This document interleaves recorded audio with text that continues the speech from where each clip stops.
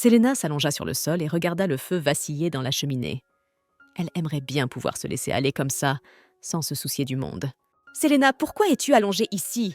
Tu n'as pas la force de te lever ou quelque chose comme ça? Son Altesse t'a ordonné de venir au palais. Lève-toi vite et commence à faire tes valises. » Lord Mofra s'exclame. « Père, de quoi parlez-vous » Séléné ne comprend pas. « Oh, mais ce n'est pas la peine de faire semblant de ne pas savoir de quoi tu parles. Tu viens de l'entendre toi-même, qu'est-ce que tu demandes? Ou essayez-vous de me dire que vous n'allez pas y aller ?» Lord Mofra siffla d'une voix furieuse. « Bien sûr que j'y vais. C'est juste que le rituel d'aujourd'hui a été plus difficile que le précédent. Je n'ai toujours pas repris mes esprits. » La jeune fille répond, mais son père ne veut pas entendre ses excuses. « Fais tes valises, et va-t'en si tu ne veux pas être à nouveau traîné par les cheveux comme tu l'étais quand tu étais enfant. Porte une tenue appropriée à l'occasion. Ne déshonore pas notre famille. » Le seigneur Mofra quitta la pièce. La servante Anna entra dans la pièce. « Lady Selene, êtes-vous très fatiguée? Voulez-vous que je vous aide à vous habiller pour cette réception? J'ai entendu dire que votre conscience est plus lourde en ce moment qu'auparavant. Est-ce vrai ?» demande Anna. Séléné a remarqué que cet hiver, elle se sent plus lourde que le précédent.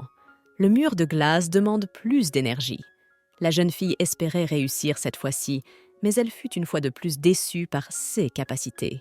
« Je comprends que le rituel représente l'utilisation de la bénédiction de la déesse de la glace. Ce pouvoir empêche le mur de glace situé au nord du royaume de s'effondrer. »« Mais qu'y a-t-il au-delà du mur ?» demanda Anna. Personne ne connaissait la réponse exacte à la question de la servante.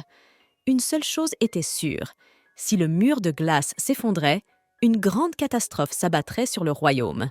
C'est pourquoi il fallait constamment entretenir le mur pour éviter qu'il ne s'effondre. Ce mur est difficile à entretenir chaque hiver, mais grâce à cette force, la famille Stuart a reçu une puissante bénédiction. Explique Séléna à la servante. Soudain, Séléné tousse bruyamment. « Pourquoi ne pas dire à son Altesse que vous viendrez le voir la prochaine fois? J'aimerais que vous vous reposiez un peu, maîtresse, » dit la servante. « Non, je ne peux pas ne pas y aller. Si son Altesse m'a appelée, c'est qu'il y a sans doute une raison à cela, » répondit Séléné. « Je me suis souvenu que son Altesse avait également invité le duc Millard. Je sais que vous le connaissez bien puisque vous avez fréquenté la même académie, » dit Anna. Séléna fut extrêmement surprise par cette nouvelle. Elle ne s'attendait pas à voir le duc aujourd'hui. Beaucoup de gens savaient que le duc Millard et Séléna avaient étudié ensemble. Des rumeurs disaient qu'ils étaient les meilleurs amis du monde, mais ce n'était pas vraiment le cas. Même si le prince savait que Séléna et le duc ne s'entendaient pas, il les convoqua quand même. « Séléna Millard, après la remise des diplômes de ce soir, à moins que quelque chose de très grave n'arrive au royaume, je ne vous convoquerai plus jamais au même endroit, de peur que vous ne vous égorgez l'un l'autre. » Le prince promit une fois. « S'il nous a convoqués ensemble, cela ne signifie qu'une chose, le royaume est en danger, » devina Séléna. « Tu veux dire que Séléné vient aussi? Mais si je me souviens bien, il y a 1 an, tu disais que nous ne serions jamais ensemble. Alors qu'est-ce qui a changé? » Millard s'indigne. « Vous êtes le duc Millard Eckhart, qui ne peut être confondu. Alors pourquoi réagissez-vous de la sorte? Et si vous vous souvenez, j'ai promis de ne vous appeler tous les deux qu'en CA de situation grave, » rappela le prince Leandro. Le héros annonça bruyamment l'arrivée au palais de maîtresse Séléné Stuart. En entrant dans le bureau du prince, la jeune fille s'inclina très bas devant lui. « Je n'arrive pas à croire qu'elle porte encore des vêtements hors saison. Ne voit-elle pas qu'on n'est pas au milieu de l'été? Pourquoi cette tenue légère ?» Le duc s'indignait lui-même. Il sentait la colère bouillir en lui. « Séléné, il fait assez frais dehors et vous portez une robe légère. Tu n'as pas froid ?» demanda le prince à la jeune fille. Il tapota l'épaule de son ami Millard. Le prince voyait que le duc arrivait en furie. « Couvre-toi !» dit le duc en jetant sa surtout à la jeune fille. « Mes vêtements vous déplaisent tellement que vous m'avez donné votre surcot pour les couvrir. Mes épaules nues te gênent-elles » demande Séléné au duc. « Vous deux, arrêtez. Pourquoi vous disputez-vous chaque fois que vous vous voyez? Calmez-vous et asseyez-vous, » demanda le prince. Même si Leandro était l'enfant illégitime de l'empereur, il était né au palais et avait grandi comme un prince toute sa vie. Il était respecté par beaucoup et toutes ses paroles étaient considérées comme des ordres. La raison pour laquelle j'ai décidé de vous convoquer tous les deux est que j'ai une requête à vous faire. Vous devriez vous marier, dit le prince. Nous deux? Vous ne confondez pas les choses? Millard et Séléné s'exclament d'une seule voix. Oui, vous avez bien entendu. Je veux vous marier. Écoutez-moi bien. Je vais tout vous expliquer maintenant. Le prince dit d'une voix calme. Comme vous l'avez entendu, le roi va bientôt céder le trône au prince héritier. Et vous n'êtes pas les seuls à savoir que ma mère est une roturière. Ce dernier temps, les aristocrates parlent beaucoup de moi et du prince héritier. De nombreuses rumeurs sont apparues. Voulez-vous dire que le trône sera donné à l'inexpérimenté prince Andrew plutôt qu'à vous, le plus intelligent et le plus talentueux? Tout le monde dans l'Empire sait que tu es bien meilleur que le prince héritier. Séléna s'exclame. Je suis d'accord avec Séléna. Andrew n'est pas très futé en matière de politique. De plus, il n'a pas la confiance du roi. Andrew n'est prince héritier que parce qu'il est le fils légitime du roi et de la reine. Le duc réfléchit. Mais je pense aussi qu'avec le temps, Andrew gagnera la confiance des aristocrates. Ils préféreront toujours quelqu'un de plus facile à gouverner sur le trône. Je suis plus que certain que les aristocrates choisiront Andrew. Oui, Millard, vous avez raison. C'est la différence entre Andrew et moi.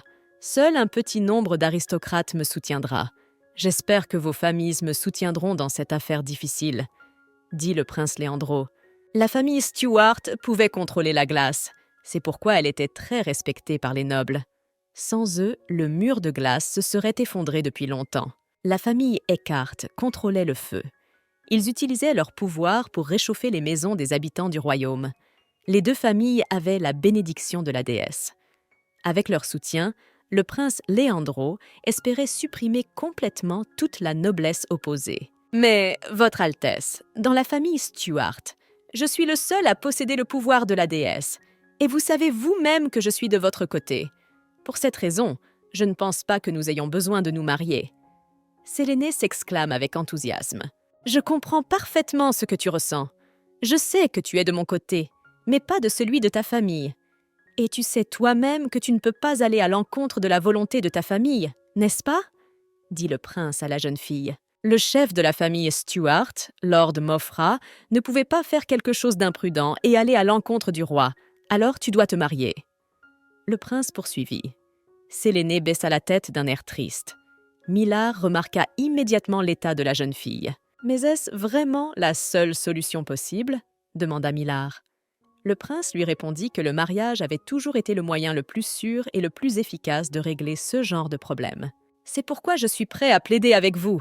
C'est nécessaire pour créer le monde parfait dont nous avons rêvé, » dit le prince. « En théorie, notre contrat de mariage vous aidera, Votre Altesse, à devenir roi, mais je suppose qu'en réalité, cela ne change pas grand-chose, » remarqua le duc. « Je n'aime pas l'admettre, mais pour l'instant, Millard a raison. L'attitude de ma famille ne changera pas parce que j'ai épousé un duc. Alors, oublie cette idée, » dit Séléna en se levant de son siège. « Séléna, assieds-toi s'il te plaît. Je ne m'attendais pas à ce que vous refusiez tous les deux aussi obstinément. »« Expliquez-moi pourquoi vous vous détestez tant, » demanda le prince. « Ne savez-vous pas mieux que quiconque dans ce pays à quel point la famille Eckhart est arrogante ?»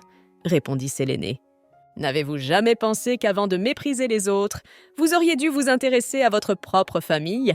s'indigne le duc. « Oui, ce n'est pas un secret que vos familles se disputent depuis des générations. Mais pensons plutôt à l'époque où vous étiez de bons amis. Vous vous entendiez bien lorsque vous étiez enfant, n'est-ce pas ?» demande le prince. « Ne parlez pas de cela. C'est une histoire sans intérêt !» s'exclame Séléné. « Je m'en vais maintenant. Je suis vraiment fatiguée par le rituel. J'ai aussi mis mes nerfs à rude épreuve ici. J'ai vraiment envie de me reposer, » dit Séléné en se dirigeant vers la porte. « Votre Altesse, veuillez m'excuser un instant. » Millard s'adressa au prince et suivit Séléna. « C'est tellement difficile avec ces deux-là. Je sais très bien que Séléna a un caractère bien trempé parce qu'elle doit survivre sous l'oppression de son père, le margrave. Et Millard devient si irritable uniquement en présence de Séléna, » marmonna le prince. « Et comment vais-je les convaincre? Ne se rendent-ils pas compte que j'ai besoin de leur mariage pour atteindre mon propre objectif? Je ne leur ai pas encore dit, mais ils ont aussi une affaire à régler ensemble. Il faut que je les marie. » Des événements étranges commencèrent à se produire de plus en plus fréquemment dans le royaume. À la tombée de la nuit, les gens se hâtaient de rentrer chez eux. Ils avaient peur de sortir tard dans la nuit. Les enlèvements devinrent plus fréquents dans la ville.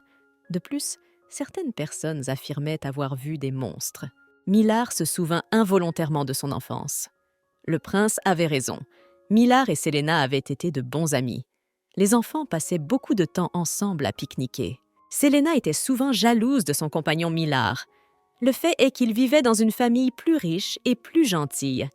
Il ne comprenait absolument pas ce que c'était que de mourir de faim. Parfois, la jeune fille rêvait qu'elle et Millard échangeaient leur place. Un jour, alors qu'ils se promenaient dans la propriété de Millard, les enfants surprirent une conversation entre adultes. Duke Eckhart discutait de quelque chose avec le père de Selena. Le duc Eckhart discutait avec le père de Selena de quelque chose. « Duc, tu sais toi-même que le pouvoir que possèdent nos deux familles est précieux. Le domaine des Stuart est réchauffé par le feu des Millard. Le pouvoir de glace de Selena empêche le mur de glace de s'effondrer sur le manoir Eckhart, » a déclaré le père de Selena, Lord Mofra. Cependant, Selena n'est pas assez parfaite pour gérer ce pouvoir. Il est donc possible que son pouvoir devienne incontrôlable. Je pense que votre fils, qui possède le pouvoir opposé, sera capable de l'arrêter. Tu sais à quel point nous avons eu peur la dernière fois que Selena a perdu son sang-froid et a failli tout détruire? Bien sûr, elle est encore trop jeune et elle apprendra encore des choses à l'avenir, mais tout de même. Si nos enfants continuent à rester proches et amicaux comme ça, peut-être qu'ils seront ceux qui mettront fin à la longue querelle entre nos familles. Après avoir entendu toute cette conversation, Selena comprit que son père et le duc Eckhart ne faisaient que l'utiliser à leur propre fin.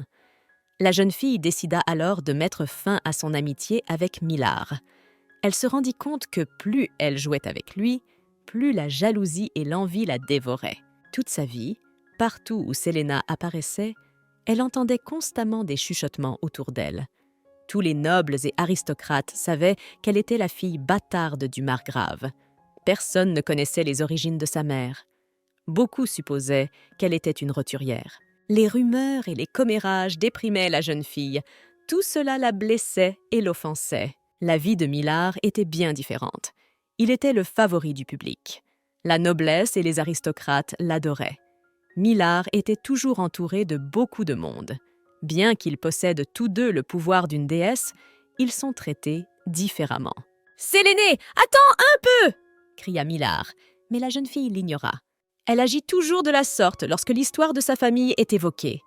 Quand elle entend quelque chose qu'elle n'aime pas, elle se met immédiatement en colère et devient irritable, se dit Millard. « Hé, regarde là-bas! Ce ne sont pas les héritiers Stuart et Eckhart? Vous sentez-vous aussi dans cette atmosphère froide? Apparemment, les relations entre ces deux familles sont restées les mêmes. » Millard et Selena furent remarqués par les nobles. Ils commencèrent immédiatement à discuter avec eux. Imaginez que ce soit l'inverse. Ces deux familles sont devenues amies et ont uni leurs forces. Cela aurait été un coup dur pour le royaume. Mais je suis sûre qu'il n'y a plus de raison de s'inquiéter. En fait, la rumeur veut que feu le duc Eckhart et son épouse soient issus de la famille Stuart. En entendant les derniers mots des commères, Millard devint furieux. « Millard, ne vous mettez pas en colère. Les paroles de ces gens n'affectent rien et vos actions ne changeront rien. » Selena tira doucement sur la manche de Millard. Elle décida d'attirer son attention sur elle. « Tu as raison. La seule chose dont je dois me préoccuper pour l'instant, ce sont les paroles de son Altesse Léandro. J'espère qu'il sera serein face à la décision que vous et moi avons prise, » dit Millard en se frottant la nuque d'embarras. « Nous avons pris cette décision parce qu'il y avait une raison, et je ne pense pas qu'il se passera quoi que ce soit si nous n'acceptons pas le mariage, » dit Selena d'une voix assurée. « En fait, j'étais même prête à accepter, mais je crains que son Altesse n'ait choisi une méthode vraiment imprudente pour régler le problème. Je suis sûre que cette situation peut être résolue d'une autre manière, » dit Millard à la jeune fille. « Je suis heureux que, pour une fois dans notre vie, nous soyons solidaires avec vous sur quelque chose. Si vous n'avez plus rien à me dire, je m'en vais. Mon cocher m'attend déjà. » La jeune fille pointa du doigt une calèche qui se trouvait à proximité. Vous voulez dire que vous êtes monté à bord de cette voiture ? Se demande Millard. Le duc se précipita vers le carrosse et en ouvrit les portes en grand. Votre voiture est tombée en ruine. Je vais donc vous ramener chez vous. D'une voix qui n'admet aucune objection, Millard dit « Millard, ne dépassez pas les bornes. Vous n'avez pas à vous inquiéter pour moi ni à me plaindre. » demande la jeune fille. « Qu'est-ce que tu racontes ? Tu crois que j'ai décidé de te laisser tomber parce que j'ai de la peine pour toi ?» Le duc s'étonne. « Alors qu'est-ce que ça peut te faire de savoir dans quelle voiture je vais rentrer chez moi ?» s'exclame la jeune fille. « Séléné, tu ne penses pas à la bonne chose en ce moment. Tu es venu au palais royal. Tu es l'invité d'honneur de son Altesse Léandro. Si tu quittais le palais royal dans un carrosse cassé, des rumeurs indésirables se répandraient. Je pense que le prince Léandro serait gêné de laisser partir son invité dans un tel transport, dit Millard. La jeune fille remarqua que ces paroles n'étaient pas dénuées de logique. Néanmoins, le domaine de ma famille est loin des terres du domaine Eckhart. Êtes-vous sûr de vouloir m'emmener aussi loin ? Demanda Séléné. Ce à quoi le duc lui répondit qu'il se rendait chez un ami, c'était sur son chemin. Et pourquoi me mentir de manière aussi flagrante ? Tu n'es pas du genre à rester en contact avec les gens. Tu ne fréquentes même pas les gens avec qui tu étais ami à l'académie. Séléné s'exclame. Tu as une mauvaise opinion de moi. C'est toi qui n'as jamais cherché à te faire des amis. Repensons à la remise des diplômes. Tu étais si désireuse de te lier avec moi, la seule que tu pouvais appeler une amie. C'est donc pour moi que tu es venue au palais à ce moment-là. Millard lui rappelle que c'est pour moi que tu es venue au palais à l'époque. Vous vous trompez, ce n'était pas du tout comme ça, dit Séléné en rougissant. Soudain, le carrosse rebondit sur une bosse et Séléna tombe littéralement dans les bras du duc. Millard est si chaleureux, comme l'autre jour. C'est peut-être la raison pour laquelle je ne voulais pas le laisser partir à un moment donné. La jeune fille se fit la réflexion et fut immédiatement embarrassée par ses pensées. « Désolée, j'ai un peu perdu l'équilibre. » Séléna, embarrassée, s'envole. Qu'est-ce qui vient de se passer ? Et pourquoi est-ce que je tremble autant ? J'ai décidé d'oublier cet incident et de ne plus jamais en parler, n'est-ce pas ? Je me suis convaincue qu'il ne s'était rien passé de terrible. Alors pourquoi est-ce que je réagis comme ça ? S'étonne la jeune fille. Millard tendit la main à Séléné et l'aida à sortir de la voiture. Peu importe la raison, mais grâce à vous, je suis rentrée chez moi sans problème. Je vous en remercie, maintenant... commença Séléna, mais un cri de son père la fit taire. « Séléna, que se passe-t-il ici ? Qu'est-ce que le duc fait ici ? Où est ton carrosse ? Pourquoi es-tu rentrée à la maison dans le carrosse d'Eckhart ?» s'écrie lord Mauffrat, furieux. La jeune fille voulait expliquer la situation à son père, mais celui-ci ne voulait pas l'écouter. Lord Mauffrat s'est précipité sur sa fille et s'est retourné pour la frapper. Millard se précipita pour couvrir la fille avec lui-même. « Vous savez, et j'ai même été surpris que vous ayez décidé de rencontrer votre fille en personne. Mais maintenant, il me semble que vous vouliez juste lui crier dessus et la gifler. Je ne vous comprends pas du tout, » dit Millard à lord Mauffrat. À ma grande surprise, j'ai remarqué que votre fille utilisait un vieux carrosse en panne comme moyen de transport. Je constate maintenant que l'attitude des aînés envers leurs héritiers dans la famille Stuart s'est beaucoup détériorée. « Séléné, au revoir, je m'en vais. » Le duc se retourne et se dirige vers sa voiture. « Au fait, Séléna, c'est ce que tu souhaites vraiment. Combien de temps vas-tu vivre ainsi ? N'est-il pas temps pour toi de réfléchir à ce qui se passe chez toi ?» Séléna se rendit compte que Millard avait raison, mais il n'avait absolument aucune connaissance de tout ce qui se passait dans sa vie et dans sa maison. Il n'avait donc pas le droit de la conseiller sur quoi que ce soit. « Cocher, c'est vous qui vous occupiez de la voiture de Séléna aujourd'hui ? Pourquoi n'avez-vous pas arrêté cet insolent Eckhart ?» hurla lord Mauffrat en brandissant sa canne. Séléna créa une boule de glace dans les airs et l'utilisa pour faire tomber la canne des mains de son père. « Séléna, je ne peux pas croire que tu aies utilisé le pouvoir d'une déesse contre ton père. As-tu perdu la tête ?» Lord Mauffrat s'étonne. « Arrêtez, mon père. Le cocher n'a rien à se reprocher. Au contraire, ma voiture était cassée et il a veillé à ce qu'elle soit réparée et nous soit renvoyée. Et c'est moi qui ai pris la décision finale. C'est moi qui ai décidé de monter dans la voiture du duc. » Séléné recula jusqu'au cocher. « Ordure, je t'ai élevé, nourri et habillé pendant des années, et voilà ce que j'ai reçu en retour. Espèce d'ingrat !» s'écria lord Mauffrat. Il voyait bien que sa fille était furieuse, mais il essayait de ne pas le montrer. Tout autour d'elle brillaient des éclairs de glace qui la narguaient. A-t-elle vraiment appris à maîtriser son pouvoir? Maudite sois-tu, mendiante enragée née d'une métisse, tu ne seras jamais complète. Mentalement, Lord Mofra s'adressa à la jeune fille. Tu ne sais toujours pas grâce à qui ton petit frère Neville est encore en vie. Sais-tu combien coûtent les médicaments que j'achète pour lui à la tour magique?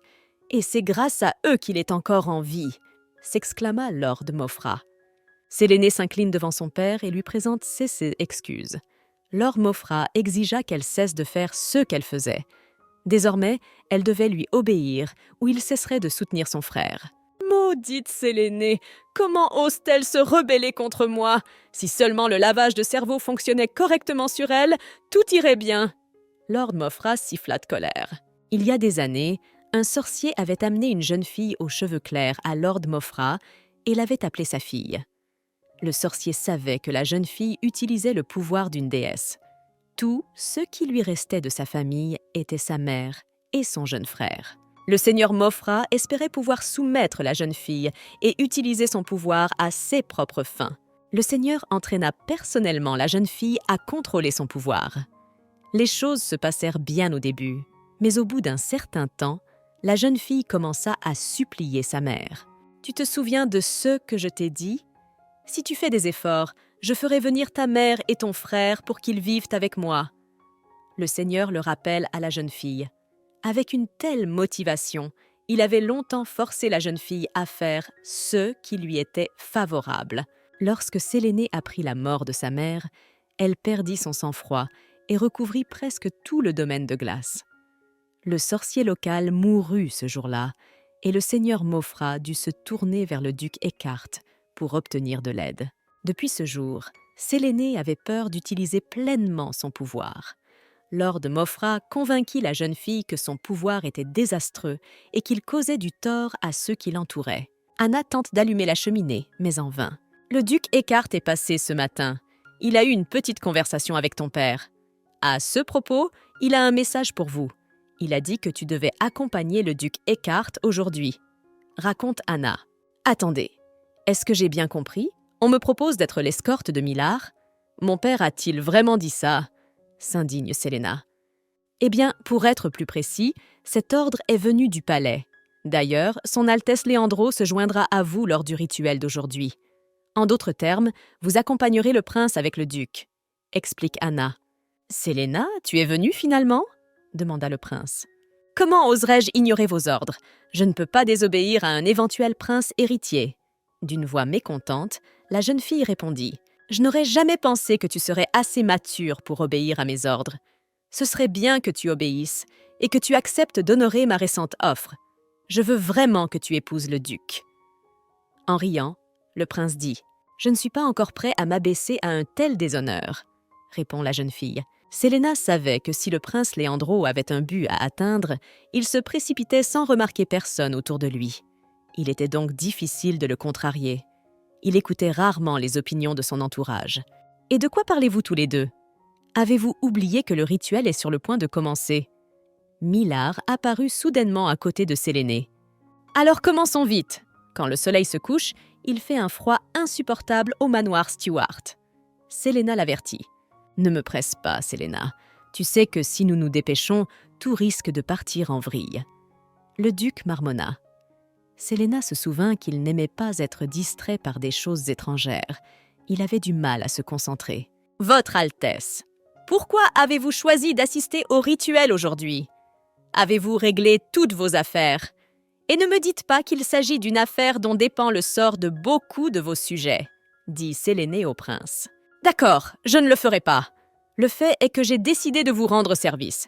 Vous devrez me le rendre à l'avenir, explique le prince. Le prince Léandro était sûr que si Séléna obtenait le pouvoir, tous les sujets du domaine lui obéiraient. Lorsqu'elle épouserait Millard, sa position serait renforcée. Elle serait en mesure de diriger le peuple. C'était tout à l'avantage du prince. De plus, le prince savait que Séléna ne voulait pas épouser le duc parce qu'elle avait honte de lui montrer sa situation difficile.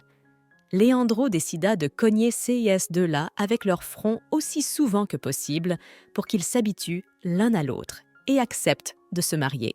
Au centre de la propriété des Stuart se trouve une grande colonne de feu qui réchauffe toute la région de Célion. Tout comme les Stuart effectuent des rituels pour maintenir le mur de glace, les Eckhart mettent leur pouvoir dans la colonne de feu. Pendant le rituel, Séléné a remarqué que quelque chose n'allait pas.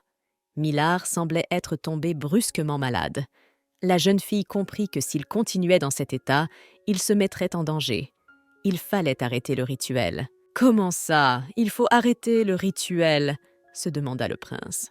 Tout le monde savait que si l'on arrêtait le rituel à mi-chemin, chaque cellule du corps du duc connaîtrait une agonie insupportable. Cette douleur n'était comparable à rien. Séléné, elle, se rendait compte que si elle n'arrêtait pas le rituel, le feu pourrait complètement consumer Millard. Elle ne pouvait pas le laisser mourir. « Votre Altesse, j'ai pensé à un moyen de régler ce problème. J'ai besoin d'utiliser mon pouvoir pendant un moment, alors ne soyez pas surpris. » Séléna créa une boule de neige dans les airs en un clin d'œil. Cela faisait des heures et des heures que Séléna avait un violent mal de tête. Elle s'allongea sur le canapé, les yeux fermés. Dans tout son corps, elle se sentait extrêmement faible. « Séléna, tu as eu du mal, mais tu as fait du bon travail », dit le prince qui entra dans la pièce. La jeune fille se leva du canapé et le remercia pour ses éloges. « Tu as accompli un exploit aujourd'hui en construisant un immense mur de glace autour de la colonne de feu. Cela t'a demandé beaucoup de force. Je tiens à te féliciter pour ta force et ta résistance, » dit le prince à la jeune fille. C'était le seul moyen de se débarrasser des regards indésirables. Si les gens avaient vu que le rituel avait échoué, des rumeurs se seraient répandues dans tout l'Empire et le roi en aurait pris ombrage, remarqua la jeune fille. « Et je suis d'accord avec vous. Il a fallu beaucoup d'efforts pour sortir Millard du feu. Même si j'ai enveloppé tout son corps de glace, il faisait trop chaud là-dedans. Apparemment, c'est pour ça que je suis fatiguée et que j'ai mal à la tête. Oui, toute cette situation est hors de contrôle. Millard ne s'est toujours pas réveillé. Les médecins royaux sont en train de lever les bras au ciel et la température de son corps ne cesse d'augmenter. Je veux donc que tu t'occupes de Millard, » dit le prince à la jeune fille. « Mais après tout, avec ses mains, j'ai gelé des gens à mort. Je n'ai jamais guéri personne.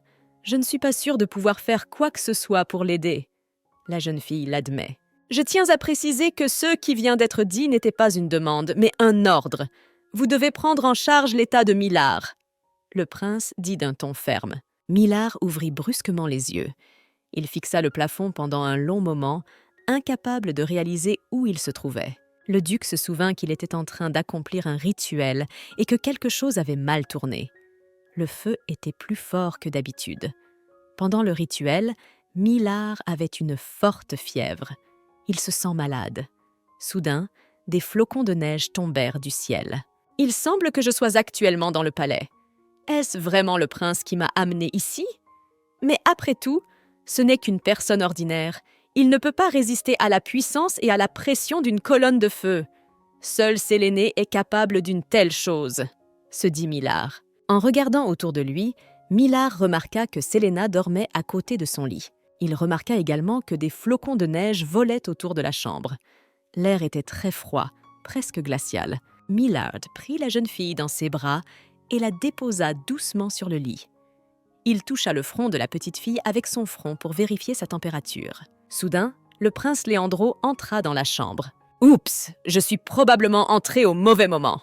s'exclame le prince. Il était extrêmement surpris de ce qu'il voyait. Se pourrait-il que ces deux-là s'entendent enfin? En entendant les voix, la jeune fille ouvrit les yeux. « Espèce de pervers fou! Je t'ai sauvé la vie et c'est comme ça que tu me remercies !» hurla la jeune fille en repoussant le duc. C'est l'heure du dîner. Séléné était tellement en colère qu'elle ne pouvait même pas regarder Millard. Millard avait déjà expliqué plusieurs fois à la jeune fille qu'il trouvait son corps trop froid.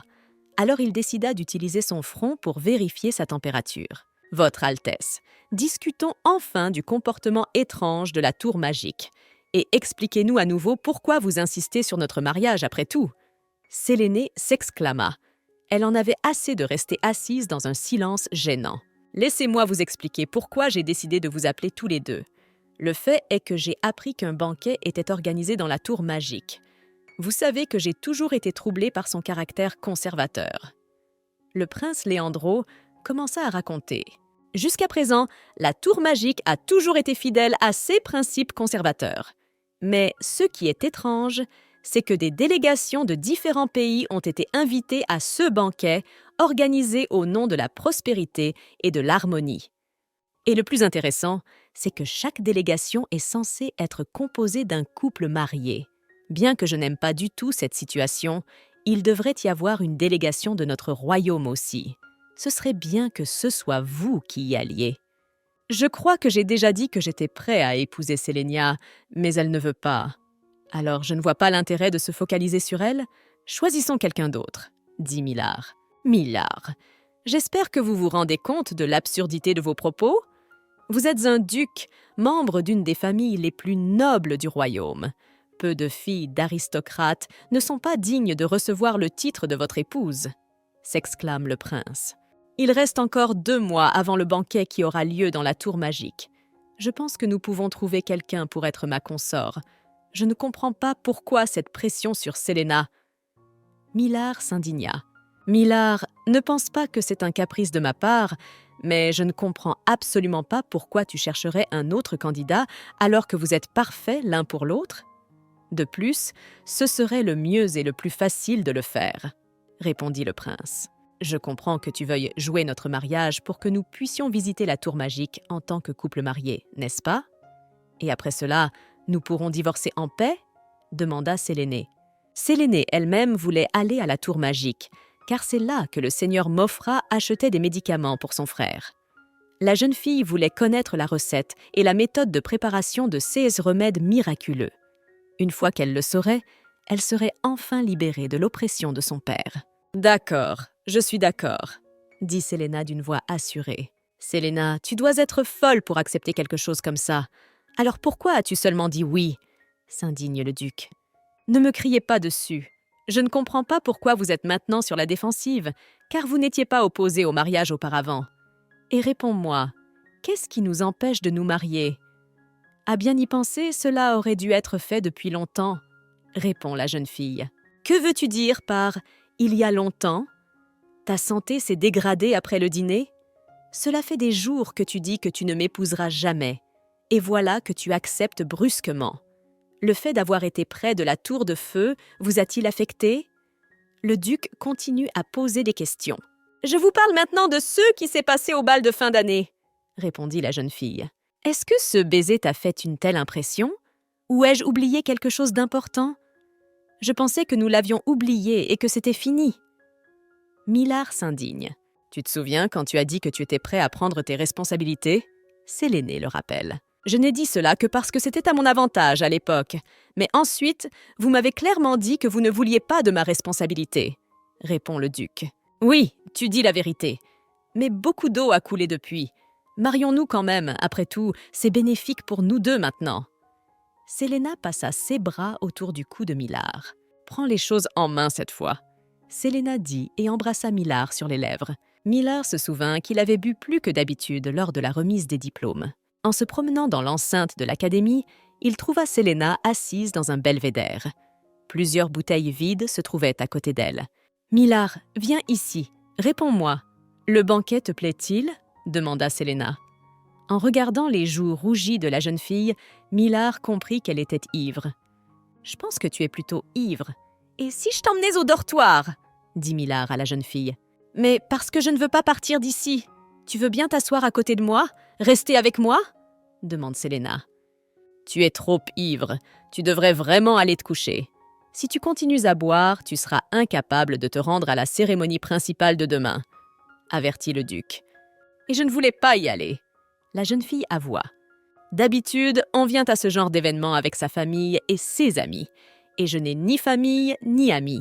En gros, je n'ai rien à faire là. » Séléna se leva pour partir, mais trébucha accidentellement et tomba directement sur le duc. Millard, désolé pour la jeune fille, lui proposa de continuer à boire dans sa chambre. « Hein, Millard, tu devrais voir ton visage rouge en ce moment.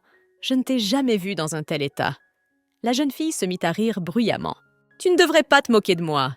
Si tu continues à faire ça, tu auras des ennuis, » menaça le duc. Soudain, il se rendit compte qu'il y avait une dizaine d'années qu'ils avaient discuté de manière aussi calme et décontractée.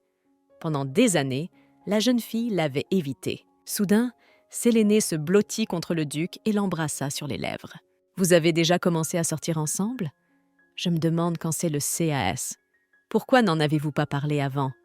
Pourquoi avez-vous caché vos sentiments l'un pour l'autre ? Je tiens à souligner que vous êtes de merveilleux acteurs. J'ai vraiment cru à votre querelle. » Souriant joyeusement, le prince dit « Maintenant, dites-moi pourquoi vous avez changé d'avis si brusquement, quelle en est la véritable raison. Vous pouvez bien sûr faire tourner la tête de n'importe qui, mais il vaut mieux dire la vérité, » demanda le prince. Il ne croyait guère que ces deux-là s'étaient brusquement rendu compte qu'ils s'aimaient. « J'ai changé d'avis quand tu as parlé de la tour magique. Il y a une chose que je dois faire là-bas. Je veux voler quelque chose dans cette tour. Il y a quelque chose dont j'ai désespérément besoin. » Séléné l'avoue. « De quoi parles-tu maintenant ?» s'étonna le prince. « Oui, tu n'as pas mal entendu. Moi, la future duchesse, j'ai déclaré mon intention de devenir une criminelle, une voleuse pourrait-on dire, » dit Séléné. « D'accord, nous avons déjà entendu un côté de la médaille. Et vous, Millard, pourquoi avez-vous décidé de vous marier ?» demanda le prince. « Parce que j'ai décidé de prendre mes responsabilités. Et en plus, j'espère vraiment que pour l'aide que je vais apporter à son Altesse, j'aurai aussi quelque chose en retour, » répondit Millard. « Séléné, qu'est-ce qui te fait penser que je laisserai entrer dans la tour magique quelqu'un qui a déjà déclaré son intention de voler quelque chose d'important ? Je veux te confier une tâche assez dangereuse, alors je ne veux pas d'ennui, » dit le prince à la jeune fille. « Je ferai de mon mieux pour ne pas me faire prendre. Je promets de ne pas causer d'ennui à la famille Eckhart ni à toi, Leandro. Mais la chose dans la tour magique est très importante pour moi. Je ne pourrai pas l'obtenir légalement. » Séléna explique. « J'assumerai la responsabilité de ce qui se passe et je veillerai sur Séléna. Je suis prête à faire de mon mieux pour répondre à vos demandes. Je ferai tout ce qui est en mon pouvoir pour mener à bien cette tâche. » Millard promit au prince. « Maintenant, explique-nous en quoi consistera notre mission.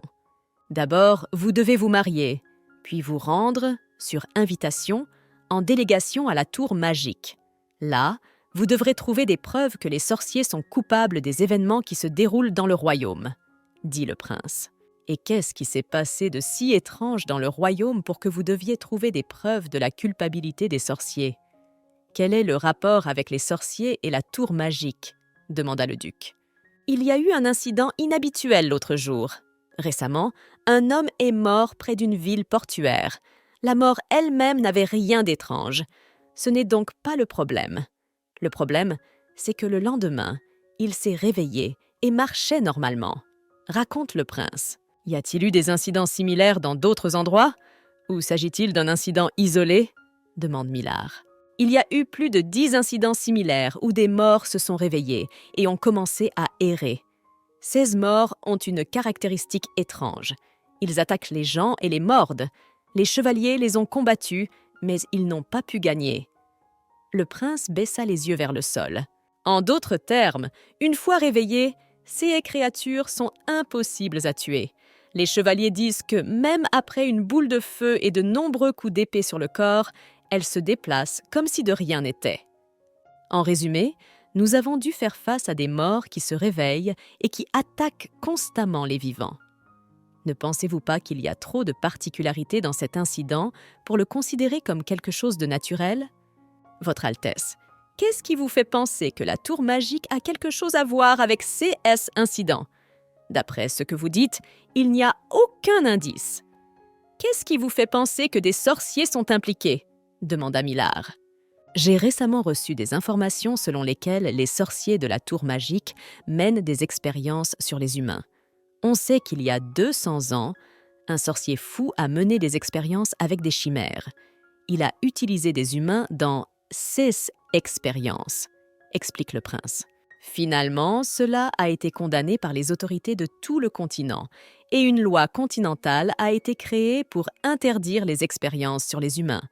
La tour magique a pris en compte cette loi et tous les sorciers impliqués dans les expériences ont soudainement disparu. Il me semble que pendant ce temps, ils ont affiné leurs compétences et sont retournés à leurs expériences. Bien sûr, Je savais que les sorciers apportaient beaucoup de chagrin aux gens avec leurs expériences et leurs expérimentations, mais je ne m'attendais pas à ce qu'on en arrive là. Sur l'histoire de la magie et de l'aristocratie, il a été dit que de nombreuses actions des sorciers étaient interdites par la loi, rappela le duc. Oui, de nombreuses lois régissent les actions des sorciers, mais il y en a qui cèdent à la tentation et commencent à faire ce qu'ils veulent. Ainsi, ces dernières années, on a assisté à une augmentation des comportements frauduleux de la part des sorciers. Raconte le prince. Les fraudeurs ont commencé à s'emparer frauduleusement de l'argent durement gagné par les gens. Cette situation est alarmante non seulement pour moi, mais aussi pour toute l'aristocratie locale.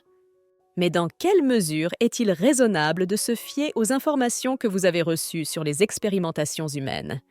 Est-il logique d'enquêter secrètement sur une tour magique en se basant uniquement sur des informations qui ne sont pas confirmées? Demanda le duc, pensif. Le duc se tourna vers Séléné. La jeune fille était assise en silence, réfléchissant à ses propres pensées. « Votre Altesse, il est temps pour Séléné et moi de commencer à préparer le mariage. Pouvons-nous revenir sur cette conversation la prochaine fois? Séléna, allons-y, dit le duc en se levant de son siège. Séléna dit au duc qu'elle devait rentrer d'urgence chez elle. Elle avait des affaires à régler là-bas. Millard décida de l'accompagner. Son Altesse m'a remis le protocole des documents relatifs à l'incident qui s'est produit. Vous devriez le lire aussi. Le duc tendit la première partie du document à la jeune fille. « Qu'est-ce que vous avez dit? Je suis désolée, je réfléchissais. » La jeune fille s'exclama. Elle était plutôt pâle. Ce qu'elle avait entendu semblait l'avoir effrayée. « Séléné, comment te sens-tu? Tu vas bien ?» Millard toucha doucement le visage de la jeune fille. « Millard, même si nous avons décidé de nous marier, nous ne devrions pas faire ça, » dit la jeune fille en repoussant le duc. « Je voulais juste prendre ta température. Ne soyez pas nerveux. Heureusement, tu n'as pas de température, mais si tu te sens mal, dis-le-moi tout de suite, » demande le duc à la jeune fille. « Je tiens à vous rappeler que notre mariage ne signifie rien. Nous allons simplement jouer nos rôles. Tu n'as pas besoin de faire semblant de t'intéresser à moi. » Séléné s'exclama et serra involontairement les mains en poing. « Si tu n'aimes pas notre mariage blanc, tu n'aurais pas dû me tenter et dire au prince que tu étais d'accord pour m'épouser. Puisque tu m'as demandé de prendre les rênes hier, tu ne peux plus refuser, » dit le duc à la jeune fille. « Je ne vais pas gâcher ma famille avec un mariage blanc. Je remplirai mes devoirs d'époux et je m'efforcerai d'éviter un divorce prématuré. Vous n'avez qu'à me soutenir. Il y a si longtemps que je n'ai pas été chez vous. La dernière fois que j'ai visité le manoir des Stuart, c'était avant d'entrer à l'académie. J'ai remarqué que rien n'a changé dans votre maison, » dit le duc à la famille Stuart. « Quelle est la raison pour laquelle vous avez fait tout ce chemin? Je suis surpris, car vous ne m'avez même pas prévenu de votre arrivée, » murmure Lord Mofra. « Je suis venu ici parce que je veux vous faire part d'une information très importante. Il serait préférable que vous l'entendiez avec votre femme. Je souhaite vous annoncer que j'ai l'intention d'épouser votre fille Séléné. » D'une voix ferme, le duc dit. « Duc, je m'excuse. Je n'ai pas bien entendu ce que vous venez de dire, » s'exclame le seigneur, surpris. « Oh, j'ai dû le dire trop doucement. Je veux épouser votre fille, » dit Millard d'une voix forte. « Ne vous avisez pas de faire cela, duc Eckhart. Je suis son père et je suis contre ce mariage. Je ne souhaite pas devenir un parent de la famille Eckhart. » Lord Mofra rugit. « Mon assistant préparera et enverra sous peu tous les documents relatifs à notre mariage. C'est tout ce que j'avais à vous dire. » Millard se leva de son siège et quitta le manoir. Il n'avait pas l'intention de discuter avec Lord Mofra. « Ma chère, pourquoi ce duc veut-il épouser notre fille? Allez-vous vraiment la marier avec lui ?» demanda Madame Stuart avec crainte. « Ne dites pas de bêtises. J'ai trouvé, nourri et élevé ma fille illégitime née d'un roturier. Je n'ai pas l'intention de la marier, et je ne permettrai pas à une métisse sans valeur de devenir une véritable duchesse, » dit Lord Mofra d'une voix rageuse. Et il est évident que le titre de duc de la famille Eckhart nous appartenait à l'origine. Ils se sont emparés du titre de la meilleure famille et ont ruiné nos affaires. Je n'ai aucune envie d'être liée à des gens qui nous mettent des bâtons dans les roues. Cela n'arrivera jamais. Pourquoi, parmi toutes les filles, avez-vous choisi l'héritière Stuart? Pourquoi avez-vous choisi d'épouser la fille d'une famille cupide et dissolue? D'ailleurs, vous savez vous-même très bien quelles sont les rumeurs qui courent sur elle et ses proches. » D'une voix indignée, Lord Common s'écrie. « Il a raison, nous ne pouvons pas permettre à cette famille de devenir notre parenté. Nous sommes contre les mariages avec les Stuart. » Le frère de Lord Common s'exclame. « Vous ne pouvez plus rien me dire, mon opinion ne changera pas. De plus, ce mariage a été béni par son Altesse. Il a dit que si nos deux puissantes familles s'unissaient, cela aurait un grand effet sur l'intérêt national, » répondit Millard. « Alors il ne nous reste plus qu'à accepter ce mariage. Si le chef de famille est ferme dans ses intentions, alors quel pouvoir avons-nous, nous, simples vassaux ?» dit Lord Common avec résignation. Séléné remarqua que la maison était étrangement silencieuse. Même si son père était au courant de l'imminence du mariage, il se montrait plutôt discret. Serait-il en train d'accepter le mariage après tout? Ou bien cherche-t-il à l'empêcher? « Séléna, pourquoi ne m'as-tu pas dit plus tôt que le prince lui-même avait consenti à ton mariage? Mais si tu crois que cela va te sauver, tu te trompes. À partir d'aujourd'hui, il t'est interdit de quitter ta chambre et ton frère ne recevra plus de médicaments. » crie le père furieux. Une semaine plus tard, le seigneur Mauffra autorise toujours la jeune fille à voir son frère. Séléné se dit que son frère a beaucoup grandi depuis la dernière fois qu'ils se sont vus. Neville vivait dans un bâtiment séparé du manoir Stuart et ne voyait donc que rarement sa sœur. Seuls quelques mages et Lord Mauffra étaient autorisés à pénétrer dans la maison où il vivait. Le bâtiment était étroitement surveillé. Bien que le seigneur et les mages aient affirmé qu'ils soignaient Neville pour une maladie grave, la jeune fille commença à en douter. Parfois, elle pensait qu'il voulait simplement la contrôler. Un magicien local diagnostiqua chez Neville un dédoublement de la personnalité. Il a expliqué qu'il lui arrivait d'avoir des crises d'épilepsie et d'attaquer les gens. Pour éviter cela, Neville doit constamment recevoir des médicaments très puissants. « Séléna, regarde comme les papillons sont beaux !» Neville s'exclame avec enthousiasme. « Il sort si rarement à l'extérieur qu'il se réjouit même des insectes ordinaires !» pensa Séléné avec nostalgie. Soudain, Neville attrapa le papillon et le serra fort dans sa main. « Neville, pourquoi as-tu serré le papillon dans ton poing? Il va mourir !» Séléné s'exclame. « Comment ça, il va mourir? Est-ce que ça fait mal de mourir ?» demande Neville. « Neville, périr signifie mourir. Dans cet état, un être vivant ne ressent rien. Quand un animal ou un homme meurt, il ne peut plus manger quelque chose de savoureux et profiter de la vie. Maintenant, le papillon ne pourra plus voler librement, » explique Séléna. « Non, tu te trompes!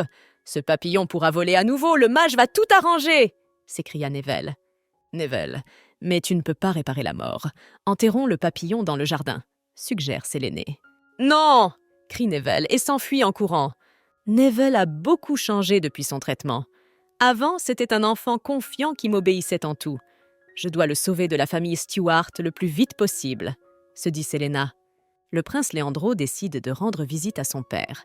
Il lui demande son aide. Lord Mauffra ne répond pas aux lettres du duc Eckhart, ceux qui retardent le mariage. Seul le roi peut le faire changer d'avis. Vous savez combien ce mariage est important pour l'Empire. Si ces aides-là se marient, ils pourront aller à la tour magique en tant que délégués. Je suis sûre qu'ils trouveront des preuves de l'implication de la tour dans l'affaire du mort, s'exclama le prince. J'ai récemment reçu une lettre de Séléna Stuart. Elle écrit que si nous ne l'aidons pas, elle refusera le mariage. Léandro tend une enveloppe à son père. Après avoir lu la lettre, le roi accepta de l'aider.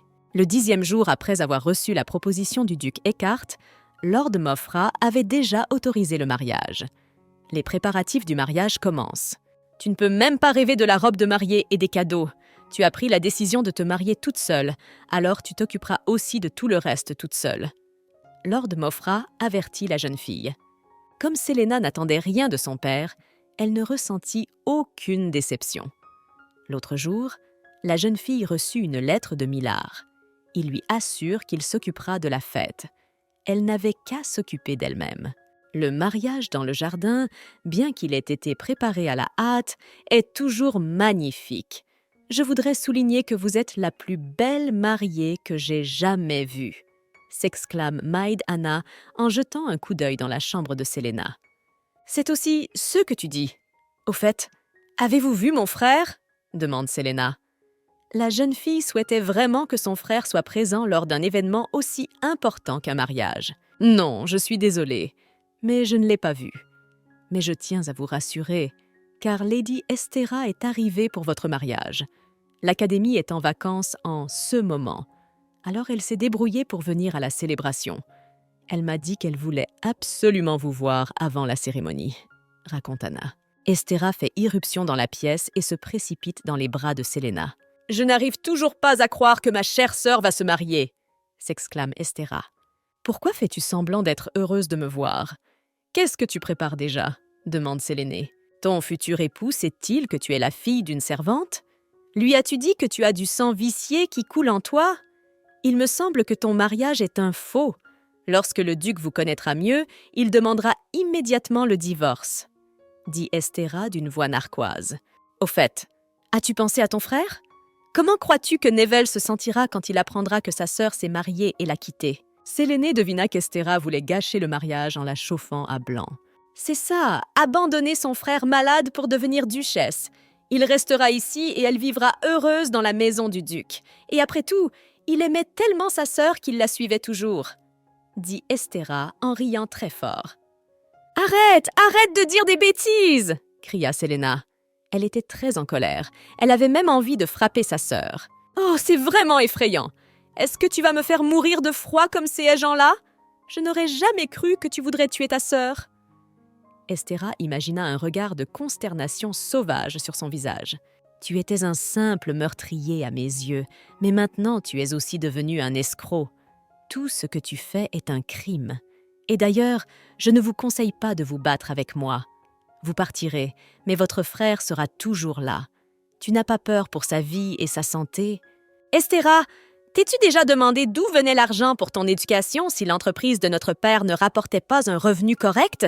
Je vais te dire un secret, c'est grâce à moi. » Sélénée s'exclame. « Je suis née avec le pouvoir d'une déesse, et je l'utilise pour gagner de l'argent pour tes magnifiques robes, tes frais de scolarité et un remède pour mon frère. Pendant tout ce temps, j'ai travaillé pour le bien de la famille. C'est toi qui ne devrais pas te disputer avec moi. Et d'ailleurs, je ne t'ai pas invité à mon mariage. » Peu après, Millard entre dans la chambre de Selena.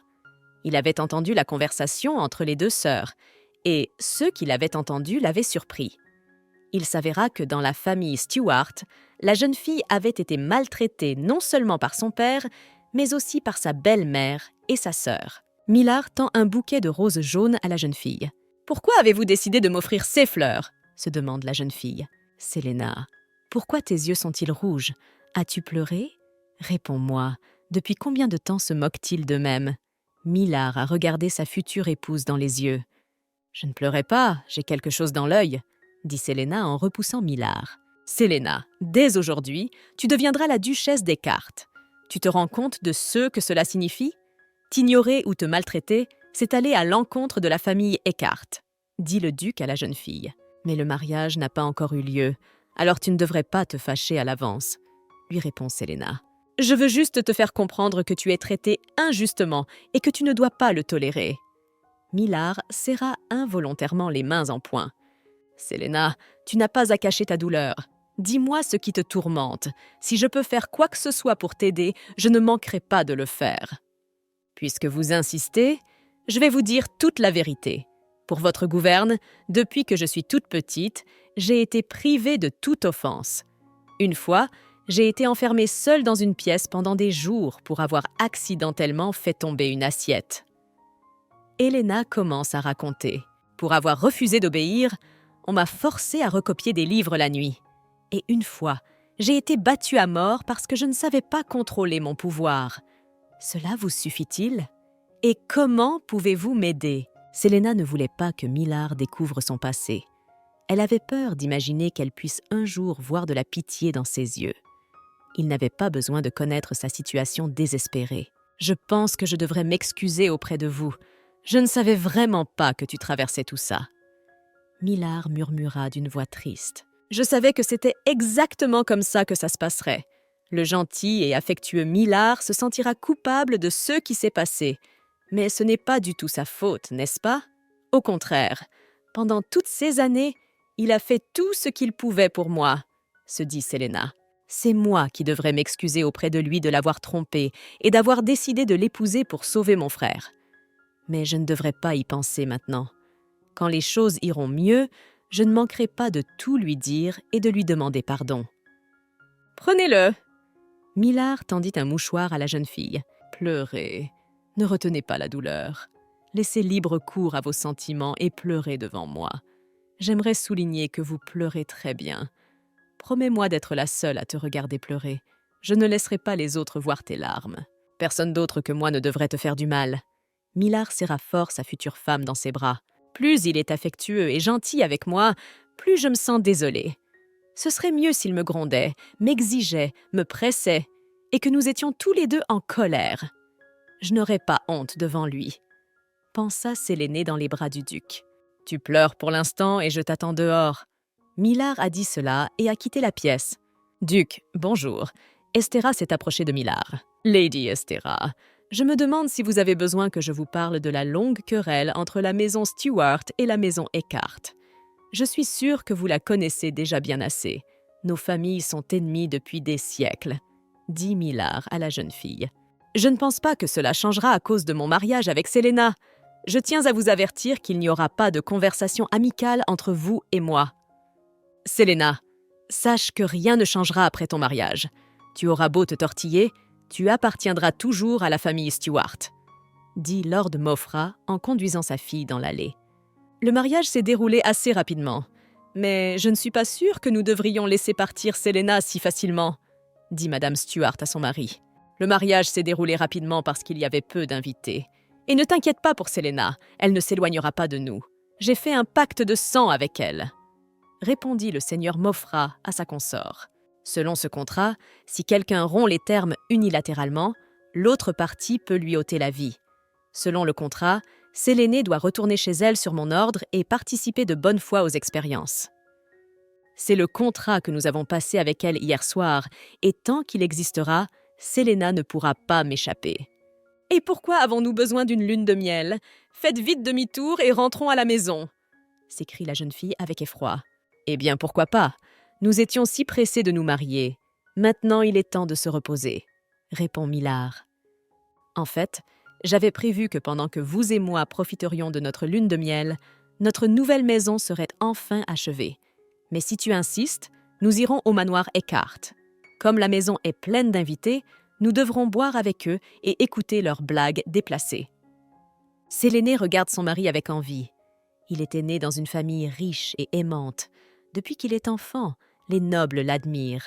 Il est beau et en bonne santé. Il n'a pas besoin de s'occuper de ses jeunes frères et sœurs. Il n'a pas de secret dont il devrait avoir honte. De plus, Selena a honte du fait que Millard a pris en charge toutes les dépenses liées au mariage. Il lui a même acheté sa robe et ses chaussures. Grâce à lui, la cérémonie de mariage a pu se dérouler sans problème. Soudain, Selena réalise que ce n'est pas Millard qu'elle déteste, mais elle-même. Face à lui, elle se sentait inutile. La jeune fille se rend compte qu'elle ne peut s'en prendre qu'à elle-même. C'est elle qui s'est mise dans cette situation. Le duc décide de passer la nuit dans une auberge. Il ne voulait pas se rendre dans une maison remplie d'invités. « Duc, c'est un plaisir de vous voir. Grâce à vous qui avez chassé Sévorien, mes affaires se sont améliorées, » s'exclame l'aubergiste, Monsieur Bowles. « Et qui est la dame qui vous accompagne ?» s'étonne Monsieur Bowles. « C'est Selena Stuart. Ah non, à partir d'aujourd'hui, elle s'appelle Selena Eckhart. » Il présente la jeune fille au duc. « Suivez-moi ici. Votre chambre se trouve au 3e étage, tout au bout, » annonça l'aubergiste. « Millard, nous partageons une chambre avec vous ?» demanda Selena surprise. « Est-il vraiment nécessaire que nous partagions la même chambre? Je ne suis pas très à l'aise avec ça. Je ne suis pas encore habituée à être une duchesse, » pensa Selena en s'asseyant dans sa suite. « Ouf, je me sens beaucoup mieux, » dit Millard en sortant de la salle de bain. Se souhaitant une bonne nuit, les jeunes mariés allèrent se coucher. C'est bien qu'il ait décidé de dormir. Pendant 1 minute, j'ai cru que j'allais mourir d'embarras. Je suis vraiment fatiguée de la journée, mais le fait que Millard dorme à côté de moi m'empêche de dormir, pensait la jeune fille en se tournant et se retournant dans son lit. Le matin, en marchant dans le couloir, Millard tomba sur l'aubergiste. Heureusement que je vous ai vu avant de partir. J'ai une petite mission à vous confier. Prends ça. C'est l'emplacement d'une maison de jeu où des gens sont victimes de trafic. Renseignez-vous. Millard tend à M. Bulls un morceau de papier plié. Millard propose à sa jeune épouse de se promener dans la ville. Le duc confie à la jeune fille qu'il n'a pas choisi cet endroit par hasard. Son Altesse Léandro lui avait recommandé cette ville peu avant le mariage. Cet endroit avait un rapport avec leur travail à venir. « Et où allons-nous commencer notre enquête ?» demanda Selena. « Pour commencer, je suggère que nous regardions autour de nous, » répondit Millard. Vers le soir, Millard proposa à Selena de dîner dans un restaurant local. La jeune fille remarque que l'atmosphère du port est radicalement différente de celle du centre. « C'est parce que la vie continue ici, c'est seulement le port qui est fermé, » explique Millard. Soudain, un jeune homme entre dans le restaurant. Il est blessé. L'homme cria haut et fort que les monstres étaient revenus dans la ville. Millard et Séléné dégainèrent leurs épées et se précipitèrent à l'extérieur. À l'extérieur du restaurant, les morts vivants erraient lentement. Selena remarqua qu'ils avaient l'air bien pire que ce qu'elle avait imaginé. « N'oubliez jamais que cette maladie se transmet par une morsure, » dit Millard à la jeune fille. Un mort s'approcha de Millard et tenta de se jeter sur lui. Le duc frappa le mort de son épée. Le mort se figea un instant, mais après quelques secondes, il reprit son attaque. « On dirait que ça va être difficile, » marmonna le duc. Un autre mort s'approcha de Selena et lui tendit les mains. La jeune fille ne bougea pas. Elle étudia le mort de près. Millard repoussa le mort et l'attrapa par les épaules. Il commença à secouer Selena pour qu'elle reprenne ses esprits. Merde, il n'arrête pas d'arriver. « Je ne sais absolument pas comment les tuer, » dit Duke d'une voix inquiète. « J'ai compris que leur point faible est leur tête. Pour les tuer, il faut les frapper à la tête. » raconte la jeune fille. Soudain, un homme mort apparut derrière Millard et tenta de l'attraper par le cou. Séléné enfonça immédiatement son épée dans l'orbite du monstre. En émettant un son rauque, le mort tomba au sol. « Millard, tu viens de tourner le dos au monstre en me sauvant. Ne recommence pas, » demanda la jeune fille. « Je ne peux pas te le promettre. Et s'il te plaît, ne m'en veux pas. Nous n'avons pas le temps pour cela pour le moment. Nous devons nous occuper des monstres restants, » répondit Millard à la jeune fille. « Cauchemar! CES monstres sont non seulement dégoûtants à regarder, mais ils puent la pourriture. Je veux sortir d'ici le plus vite possible. » grommela le duc lorsque les morts furent terminés. « Séléné, que faisons-nous ensuite? Vous et moi avons deux possibilités. Continuer notre enquête ou retourner à l'auberge. Je viens de me rendre compte que l'homme qui est venu au restaurant et qui m'a parlé des monstres était couvert de sang. Il s'avère qu'il est blessé. Je propose donc que nous retournions au restaurant, » répondit la jeune fille. « Votre seigneurie, les chevaliers des cartes ont ramassé tous les corps qui se trouvaient dans les rues et dans le restaurant, » rapporta le secrétaire. « Merci pour votre travail. Et dites-moi, combien de corps ont-ils ramassé au total ?» demanda le duc. Le secrétaire consulta ses notes et indiqua que 49 corps avaient été ramassés dans le restaurant et à l'extérieur. Si nous avions contrôlé minutieusement les personnes qui entraient dans le restaurant, nous aurions pu éviter autant de victimes. Nous nous sommes laissés bercer par un faux sentiment de sécurité, pense le duc en se serrant la tête. Il ordonna au secrétaire de brûler les corps des morts. Le duc se rendit dans la chambre de sa consort. Séléné dormait profondément. Pourquoi s'est-elle figée en voyant le monstre? Pourquoi a-t-elle fixé ses yeux si longtemps, comme si elle communiquait avec lui? Et comment a-t-elle su que le point vulnérable du monstre était sa tête? Pensa le duc en regardant sa consœur endormie. Et ce qui est intéressant, c'est que le monstre qui s'est approché de Séléné se déplaçait différemment de celui qui m'a attaqué.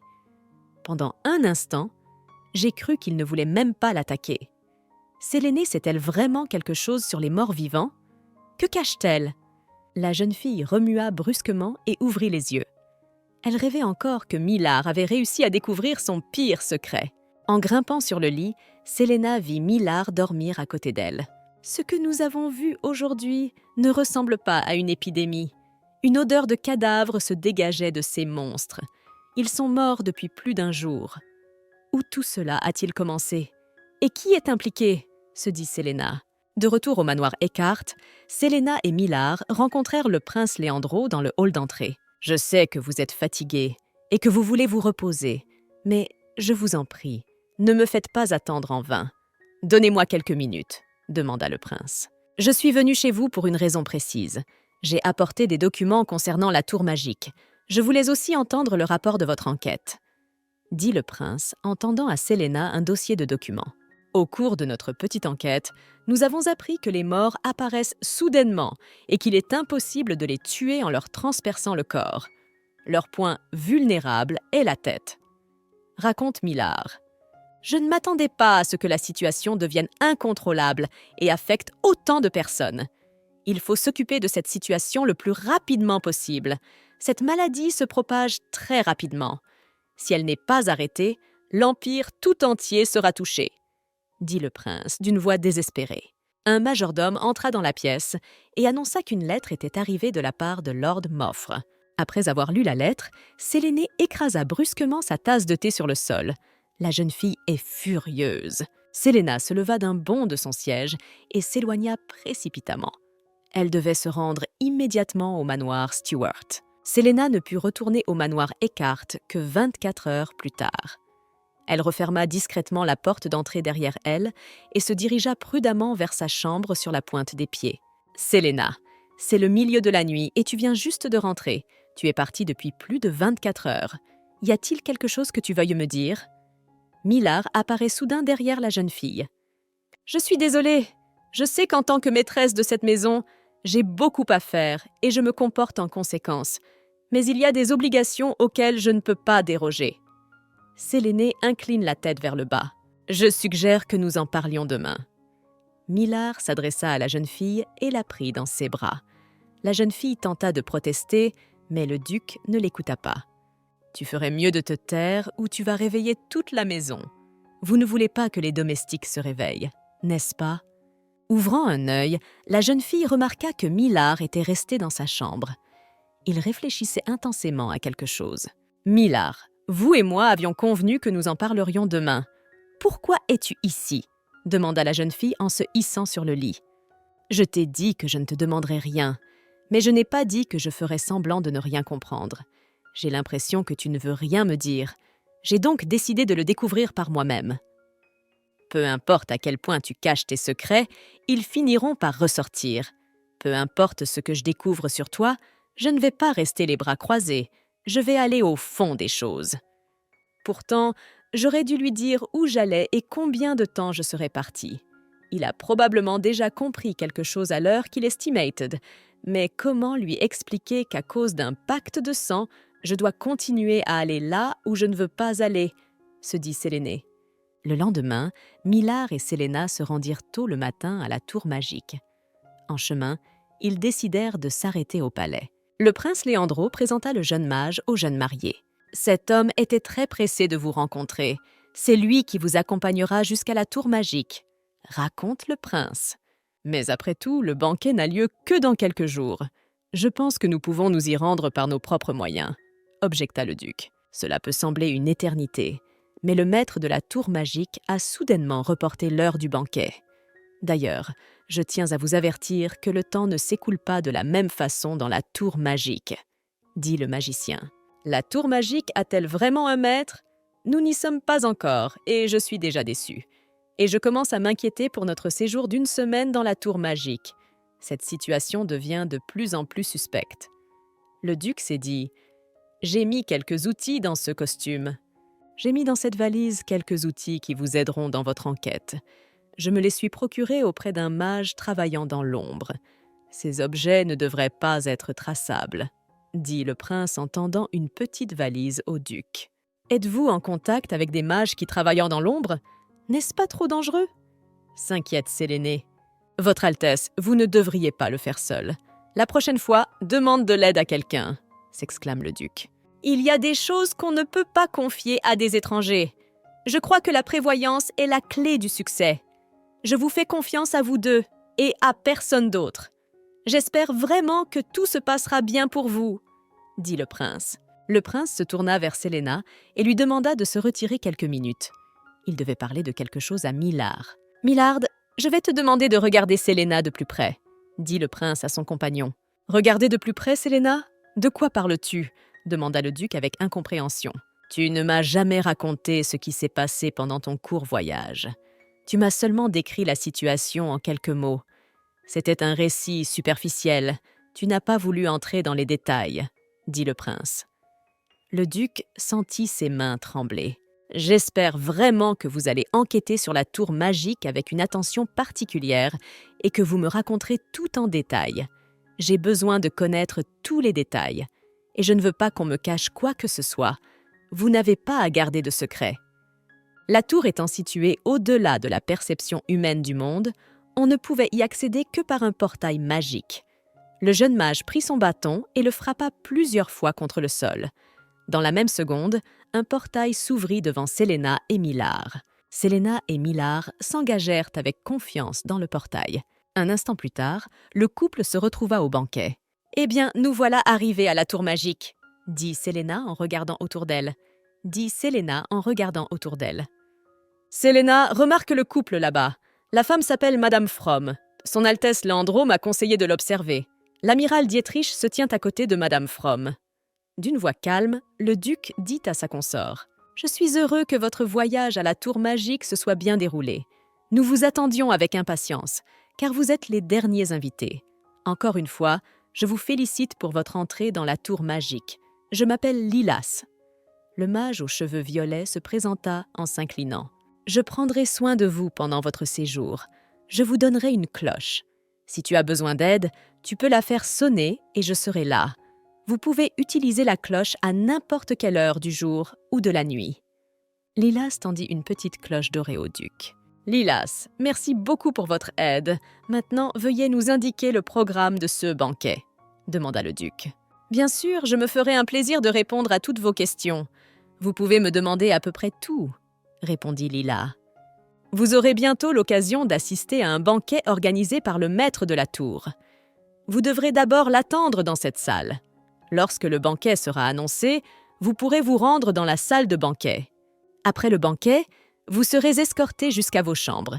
Si vous avez envie de sortir, vous n'avez qu'à sonner la cloche et je vous escorterai personnellement. Le lendemain, il y aura une visite programmée de la tour magique. Cela signifie-t-il qu'une fois le banquet terminé, nous aurons du temps libre jusqu'à demain ?» demanda Séléna. « Oui, bien sûr, après le banquet de ce soir, vous aurez un peu de temps pour récupérer. Pour l'instant, nous n'avons prévu que 2 jours. Il s'agit d'éviter de surcharger les invités d'informations inutiles, » explique Lilas. « Dès que nous aurons des informations sur le programme des prochains jours de votre séjour ici, je ne manquerai pas de vous le faire savoir. Je voudrais souligner que la tour magique a quelques règles que vous devez respecter pendant votre séjour. La première, et la plus importante, est que vous n'êtes pas autorisé à vous promener librement dans la tour magique. Vous pourriez être intéressé par les différents lieux magiques de la tour, mais il est très dangereux pour les gens ordinaires de s'y rendre. Même les magiciens ne connaissent pas tous les espaces de la tour. Si vous vous perdez, vous aurez du mal à retrouver votre chemin. » « D'accord, nous vous comprenons. Nous essaierons de ne pas nous éloigner de la salle de banquet et de nos chambres. Maintenant, si vous voulez bien nous offrir une tasse de thé. Nous étions très pressés et nous n'avons pas eu le temps de prendre un petit déjeuner, » dit le duc à Lilas. « Oui, je vais vous apporter du thé. » Lilas s'incline. « Séléné, je sais que tu es nerveuse. Tu trouves peut-être tout ici très suspect. Mais si tu changeais l'expression de ton visage ?» demanda le duc à sa consort alors qu'ils attendaient le thé. « Qu'est-ce qui ne va pas avec mon visage ?» demanda la jeune fille d'un ton mécontent. « Je veux dire, vous et moi sommes jeunes mariés. Nous devons donc faire semblant d'être un couple heureux et amoureux venu se détendre dans une tour magique. Nous devons faire semblant au moins un peu, sinon les gens présents ne nous croiront pas, » explique le duc. « Allez, joue le jeu avec moi !» demanda le duc en remarquant que Lilas s'approchait. « Ma chère, vous êtes très pâle.